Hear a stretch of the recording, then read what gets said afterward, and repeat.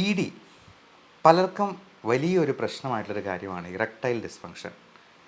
ഡോക്ടർമാരുടെ അടുത്ത് തുറന്ന് പറയാനായിട്ടത് മടിയാണ്. ഡോക്ടർമാർക്കും അതിനെ അഡ്രസ്സ് ചെയ്യാനായിട്ട് ഒരു സങ്കോചമുണ്ട്. എന്നാൽ ഡോക്ടർമാർക്കും രോഗികൾക്കും ഈ ഒരു കാര്യം ഇതൊരു ലക്ഷറി അല്ല, നമ്മുടെ ബേസിക് ഹ്യൂമൻ റൈറ്റാണ് എന്നുള്ള കാര്യം മനസ്സിലാക്കണം. നിങ്ങൾക്ക് ഇഷ്ടമുള്ള ഒരു സുഹൃത്തിനെ പോലെ സംസാരിക്കാവുന്ന ഒരു ഡോക്ടറിൻ്റെ അടുത്ത് ചെന്ന് ഇത് വ്യക്തമായിട്ട് പറഞ്ഞ് അതിന് വേണ്ട ട്രീറ്റ്മെൻറ്റ് ചെയ്യുക തന്നെ വേണം. ഈ ഇ ഡി എന്ന് പറയുന്നത് കൂടുതലും മാനസികമായിട്ടുള്ള പ്രശ്നങ്ങൾ കൊണ്ട്, ആങ്സൈറ്റി കൊണ്ട് ഉണ്ടാകുന്നതാണ് എന്നുള്ളതാണ് നമ്മൾ മനസ്സിലാക്കേണ്ടത്. അതിനൊരു ഉദാഹരണവും ഞാൻ പറയാം. ഇപ്പോൾ സെക്സ് ചെയ്യാനായിട്ട് തയ്യാറായി നിൽക്കുന്ന സമയത്ത് നമ്മുടെ കട്ടിലിനിടയിൽ ഒരു പാമ്പിനെ കണ്ടെന്ന് വിചാരിക്കുക. എല്ലാം റെഡിയായിട്ട് നിൽക്കുമ്പോൾ ആ സമയത്ത് പെട്ടെന്ന് നമ്മുടെ ഇമോഷൻ ഒന്ന് ചേഞ്ച് ചെയ്യുന്നാൽ, നമ്മുടെ കോൺസെൻട്രേഷൻ ഒന്ന് ഡൈവേർട്ടായി പോയി കഴിഞ്ഞാൽ പിന്നെ നമുക്ക് സെക്സ് ചെയ്യാൻ കഴിയുമോ? അതുപോട്ടെ, നമ്മുടെ അടുത്ത ആരെങ്കിലും മരിച്ചു എന്നറിയുവാണ്, നമ്മുടെ ബന്ധുക്കൾ ആരെങ്കിലും അല്ലെ സുഹൃത്തുക്കൾ ആകസ്മികമായിട്ട് മരണപ്പെട്ടു എന്ന് പെട്ടെന്നൊരു വാർത്ത കേട്ടു. തീർച്ചയായിട്ടും ആ വാർത്ത കേട്ട് കഴിഞ്ഞാൽ എത്ര സെക്സ് ചെയ്യാൻ തയ്യാറായി നിൽക്കുന്ന ഒരാളാണെന്നുണ്ടെങ്കിലും ഇറക്ഷൻ സംഭവിക്കാതെ പോകും. സെക്സിൽ പുരുഷനും സ്ത്രീയും രണ്ട് തരത്തിലുള്ള റോൾസാണ് പ്ലേ ചെയ്യുന്നത്. സ്ത്രീ അതിനകത്തൊരു പാസീവ് പാർട്ട്ണർ മാത്രമാണ്, അതിൽ പുരുഷനാണ് ആക്റ്റീവ് പാർട്ട്ണറായിട്ടുള്ളത്. അപ്പോൾ പുരുഷന് ഇറക്ഷൻ ഉണ്ടാവണമെങ്കിൽ അദ്ദേഹത്തിൻ്റെ മാനസിക നില അത്രയധികം കോൺസെൻട്രേറ്റഡ് ആയിട്ട് അതിനു വേണ്ടി സന്നദ്ധരായിരിക്കണം. അപ്പോൾ അതിന് പലപ്പോഴും പറ്റാതെ വരുമ്പോൾ നമ്മൾ തന്നെ നമ്മുടെ മനസ്സിനെ ഓർമ്മിപ്പിക്കേണ്ട ഒരു കാര്യമുണ്ട്. ഇത് സാധാരണ രീതിയിലുള്ള പ്രകൃതിയുടെ ചോദന പ്രകാരം ഉണ്ടാകുന്ന ഒരു പ്രതിഭാസമാണ്.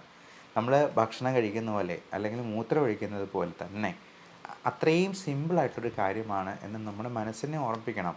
ഇതൊരു സിമ്പിൾ കാര്യമാണ് എന്ന് ഓർമ്മിപ്പിച്ചുകൊണ്ട് തന്നെ ഇതിലേക്ക് പോകാനായിട്ട് ശ്രദ്ധിക്കുക. അതല്ല ഇതൊരു വലിയ കാര്യമാണ് എന്നിങ്ങനെ ആലോചിച്ച് തന്നെ അത് ചെയ്യുമ്പോൾ തീർച്ചയായിട്ടും അതിനകത്ത് അപാകതകൾ ഉണ്ടാകാനുള്ള സാധ്യതയുണ്ട്. ഇത് ശരിയാവുമോ എന്നിങ്ങനെ പേടിച്ച് മിക്കവാറുമൊക്കെ ഗൾഫിൽ ജോലി ചെയ്യുന്നവരുമൊക്കെ നാട്ടിൽ വരുമ്പം അഭിമുഖീകരിക്കുന്നൊരു വലിയ പ്രശ്നമാണ്. നാട്ടിൽ വന്നു ഒരു മാസത്തേക്ക് ലീവിന് വന്നത്, അത് ഒരാഴ്ച കഴിഞ്ഞു, 2 ആഴ്ച കഴിഞ്ഞു, ശരിയാവുന്നില്ല. അങ്ങനെ ശരിയാകാതെ വന്നു കഴിഞ്ഞപ്പോഴത്തേക്കും ആദ്യത്തെ 1-2 പ്രാവശ്യം കഴിഞ്ഞപ്പോൾ തന്നെ പിന്നെ ഭയങ്കര പേടിയായി. പിന്നെ ഓരോ പ്രാവശ്യം ചെല്ലുമ്പോഴും ഇത് ശരിയാവുമെന്നുള്ള പേടിക്കുകയും ചെയ്യും, ശരിയാകാതെ പോവുകയും ചെയ്യും.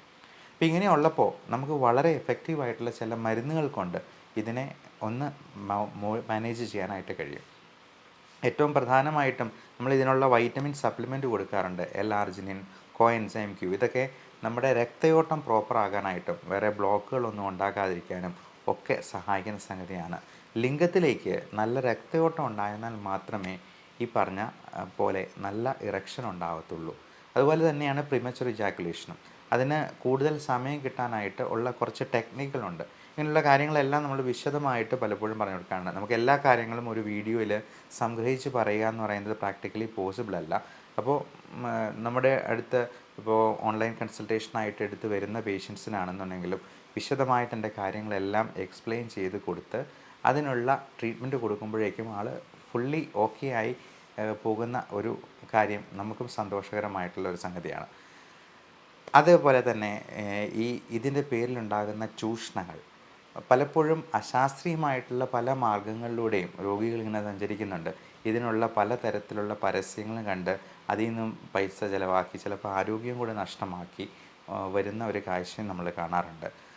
മനസ്സിലാക്കുക, 1993 വയാഗ്ര കണ്ടുപിടിച്ചത്.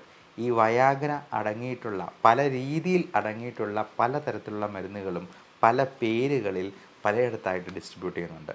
എന്നാൽ ഈ വയാഗ്ര ഒരു പ്രത്യേക ഡോസിൽ തന്നെ കഴിച്ചില്ല എന്നുണ്ടെങ്കിൽ ഒത്തിരി ഡോസ് കൂട്ടി കഴിച്ചാൽ, പ്രത്യേകിച്ച് 50 വയസ്സ് കഴിഞ്ഞിട്ടുള്ള ഡയബറ്റീസോ ഹൈപ്പർ ടെൻഷനോ ഒക്കെ ഉള്ള ആൾക്കാർക്ക് അത് ഒത്തിരി കഴിച്ചു കഴിഞ്ഞാൽ ഹാർട്ട് അറ്റാക്ക് വരെ വരാനുള്ള സാധ്യതയുണ്ട് എന്നുള്ളത് പ്രത്യേകം ഓർമ്മിപ്പിക്കുന്നു.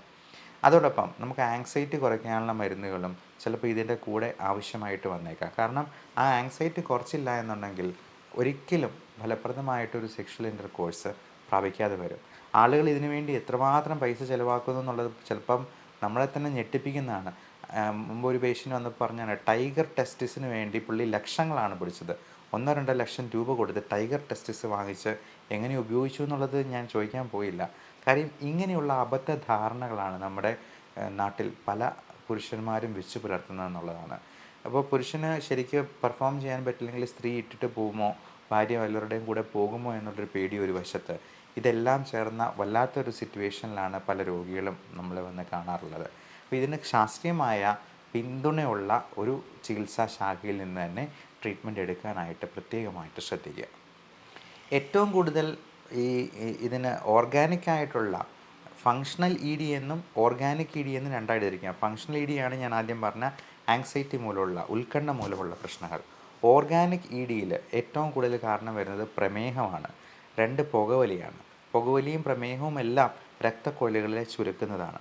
അതുപോലെ ഹൈപ്പർ ടെൻഷൻ പോലുള്ള കാര്യങ്ങൾ, ഒത്തിരി അമിതവണ്ണം ഉള്ളവർക്ക് ടെസ്റ്റോസ്റ്ററോൺ ലെവൽ കുറഞ്ഞു പോകും, ഫാറ്റി ലിവർ ഉള്ളവർക്ക് ഒക്കെ ഇത്തരത്തിലുള്ള പ്രശ്നങ്ങളുണ്ടാകാൻ സാധ്യതയുണ്ട്. അപ്പോൾ വെയിറ്റ് കുറയ്ക്കുക എന്നുള്ളതും നല്ല എക്സസൈസ് ചെയ്യുക എന്നുള്ളതും ടെസ്റ്റോസ്റ്ററോണിനെ ബൂസ്റ്റ് ചെയ്യാൻ അത്യാവശ്യം വേണ്ട കാര്യങ്ങളാണ്. ഇനി അടുത്ത കാര്യം, പലപ്പോഴും തൈറോയിഡിൻ്റെ അബ്നോർമാലിറ്റി മൂലം പല ആൾക്കാർക്കും ഈ പറഞ്ഞ ഈ സെക്ഷൽ ആയിട്ടുള്ള ഫീലിങ്സിൽ മാറ്റം വരാറുണ്ട്. അത് സ്ത്രീകൾക്കാണെങ്കിലും പുരുഷന്മാർക്കാണെങ്കിലും തൈറോയിഡിൻ്റെ പ്രവർത്തനം കറക്റ്റാണോ എന്ന് ഉറപ്പ് വരുത്തണം. അതേപോലെ 50 വയസ്സ് കഴിഞ്ഞിട്ടുള്ള പുരുഷന്മാരിൽ പ്രോസ്റ്റേറ്റ് ഗ്രന്ഥികളിൽ വീക്കം ഉണ്ടാകുമ്പോഴത്തേക്കും ടെസ്റ്റോസ്റ്ററോൺ ലെവൽ കുറയാം, ഹോർമോൺ ലെവലിൽ ഇംബാലൻസ് ഉണ്ടാകാം. അപ്പോൾ അതും പ്രത്യേകമായിട്ട് നോക്കേണ്ടതാണ്. ഇനി ഇതിനോട് താല്പര്യമില്ലാത്ത, അപ്പോൾ ഹോമോസെക്ഷുവാലിറ്റിയിൽ താല്പര്യമുള്ള ആൾക്കാരുണ്ടാകാം, പിന്നെ മറ്റു തരത്തിലുള്ള മാനസിക പ്രശ്നങ്ങളുള്ളവരുണ്ടാകാം. അപ്പോൾ അങ്ങനെയുള്ളവരൊക്കെ ഒരു ഐഡൻറ്റിറ്റി ക്രൈസിസിലൊക്കെ ഇരിക്കുന്ന ആൾക്കാർക്കും ഈ സെക്ഷൽ പ്രോബ്ലം ഒരു വലിയ പ്രഹേളികയായിട്ട്, ഒരു ചോദ്യചിഹ്നമായിട്ട് അവരുടെ മുമ്പിൽ നിൽക്കും. അത് അങ്ങനെയുള്ളവരെ നമുക്ക് കറക്റ്റ് ചെയ്യാനായിട്ട് റിപ്പീറ്റഡ് ആയിട്ടുള്ള കൗൺസിലിംഗ് സെഷൻസും സിറ്റിങ്സും ഒക്കെ വേണ്ടി വരുന്നതായിട്ട്. വേറൊരു പ്രത്യേകതരം കണ്ടീഷനുണ്ട്, POIS, post orgasmic illness syndrome എന്ന് പറഞ്ഞാൽ. അതായത് ഓർഗാസം, രതിമൂർച്ച സംഭവിച്ചതിന് ശേഷം, ഇജാക്കുലേഷന് സംഭവിച്ചതിന് ശേഷം ഭയങ്കരമായ തലകറക്കം, തലവേദന, ഭയങ്കര ക്ഷീണം, എണീറ്റ് നിൽക്കാൻ പോലും പറ്റാതെ വരുന്ന അങ്ങനെയുള്ള പല കണ്ടീഷൻസും, നമുക്ക് പോലും അറിയാൻ മേലാത്ത പല അസുഖങ്ങളുമൊക്കെ ചിലപ്പോൾ നമ്മുടെ ചുറ്റുവട്ടത്തിൽ തന്നെ ഉണ്ടാകാം. അതിന് മറ്റൊരു പേര് പറയും ധാറ്റ് സിൻഡ്രോം എന്ന്, DHAT സിൻഡ്രോം എന്നുള്ളത്. അപ്പോൾ ഈ ധാറ്റ് സിൻഡ്രോമും POIS ഒക്കെ നമുക്ക് ട്രീറ്റ് ചെയ്യുന്നത് കോഗ്നിറ്റീവ് ബിഹേവിയർ തെറാപ്പി വഴിയും, അത് സൈക്കോളജി കൗൺസിലിങ്ങിൻ്റെ ഒരു ഭാഗമാണ്. അതേപോലെ തന്നെ ആൻറ്റി ഡിപ്രസൻസും ആൻറ്റി ആങ്സൈറ്റി മരുന്നുകളുമൊക്കെ പലപ്പോഴും ആവശ്യമായിട്ട് വരും. ഈ മരുന്നുകൾ കൊണ്ട് മാത്രമേ പലപ്പോഴും ഇങ്ങനെയുള്ള രോഗികളെ അതിൽ നിന്ന് മുക്തരാക്കി കൊണ്ടുവരാൻ പറ്റുള്ളൂ. ഇതിൻ്റെ സൈഡ് ഇഫക്റ്റിനെ കുറിച്ച് നിങ്ങൾ ഒരു തരത്തിലും പേടിക്കേണ്ട. കാരണം ഇതെല്ലാം പഠിച്ചിട്ടാണ് നമ്മുടെ രോഗിക്ക് പ്രശ്നമുണ്ടാക്കുന്ന ഒരു മരുന്ന് നമ്മൾ തരുന്നത്. നമ്മുടെ റെപ്യൂട്ടേഷൻ തന്നെ കളയുന്ന ഒന്നാണല്ലോ. അതുകൊണ്ട് ഡോക്ടർമാർ ഒരിക്കലും അങ്ങനെയൊന്നും ചെയ്യില്ല എന്നുള്ളത് മനസ്സിലാക്കുക. അപ്പോൾ ആ ഒരു ട്രസ്റ്റോടു കൂടി ഇതിന് ശാസ്ത്രീയ പിന്തുണയുള്ള ഒരു ചികിത്സാ ശാഖ തന്നെ തിരഞ്ഞെടുക്കുക. എല്ലാവർക്കും നല്ല ശാരീരിക മാനസിക ആരോഗ്യം ആശംസിക്കുന്നു. Love and regards, doctor Bipin Jose.